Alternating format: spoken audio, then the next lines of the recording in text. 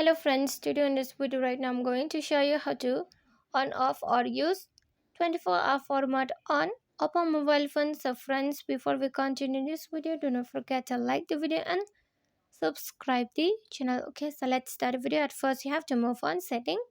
Then from here you can scroll like this. You just scroll like this, okay?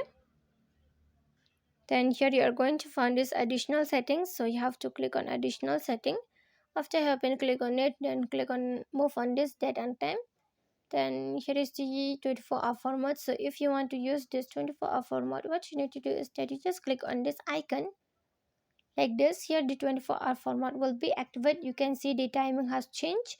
And if you want to off this 24-hour format and use 12-hour format, you just click on this icon here like this. So here the timing will be in 12-hour format. Okay, you can change it like this. And friends, if you love the video, do not forget to like the video, share the video and subscribe the channel. And thanks for watching.